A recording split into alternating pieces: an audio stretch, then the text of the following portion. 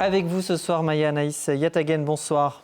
Bonsoir. Et le ton continue de monter entre Israël et le Hezbollah, notamment à la frontière entre le Liban et l'État hébreu, où les combats sont quasi quotidiens depuis le 7 octobre. Jusque-là, on a beaucoup parlé de l'utilisation de drones dans le conflit, mais ce soir, vous allez nous parler d'un engin, disons, un tout petit peu moins avancé. Vraiment un tout petit peu moins, je vous laisse le découvrir dans cette vidéo issue de Twitter, aujourd'hui X.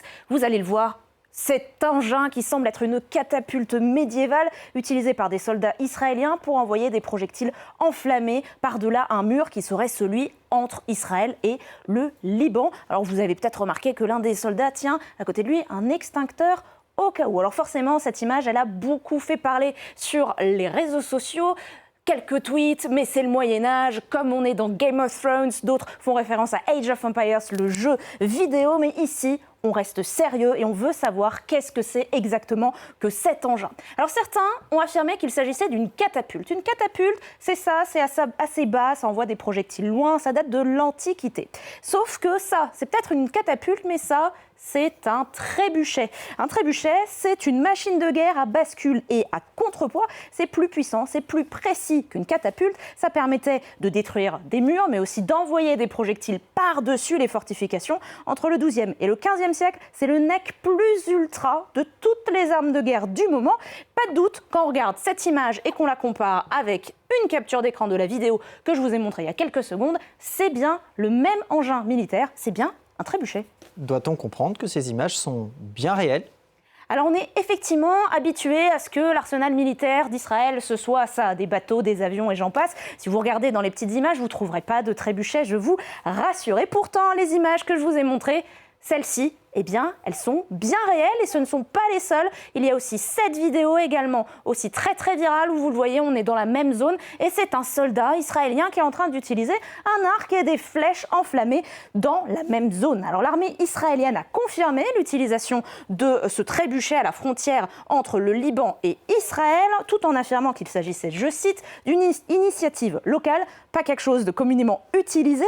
Selon le même site Mariv, la vidéo aurait plus d'un mois. Le trébuchet aurait été construit par des réservistes à la frontière nord, à côté du mur qui a été construit entre les deux frontières. Et vous remarquez les panneaux caractéristiques du mur ici, sur cette photo ici du site de CNN. Alors comment expliquer que l'armée israélienne utilise une arme médiévale, on va le dire, dans cette zone frontalière ? Eh bien, selon l'armée israélienne, cette zone serait riche en rochers, fourrés et végétation épineuse. Alors ils affirment dans un communiqué que l'armée israélienne était en train de réaliser une opération militaire légitime en essayant de provoquer des incendies, de brûler cette végétation pour vérifier qu'il n'y avait pas des armes cachées par le Hezbollah ou qu'il n'y avait pas des militants du Hezbollah qui étaient en train de se cacher dans cette zone. Alors selon TF1, d'autres moyens ont été envisagés avant que le trébuchet, bien sûr, des obus éclairants, des fumigènes, de la pulvérisation de carburant, tout ça sans succès. Il fallait aller jusqu'au trébuchet.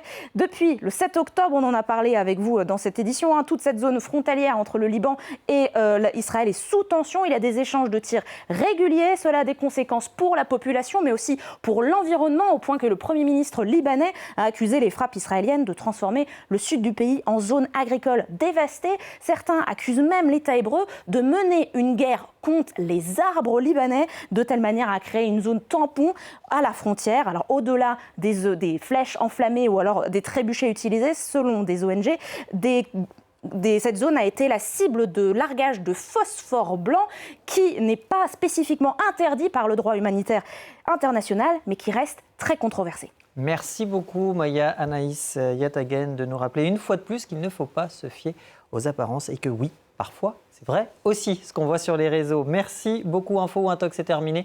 Mais l'actu 360, ça continue sur France 24.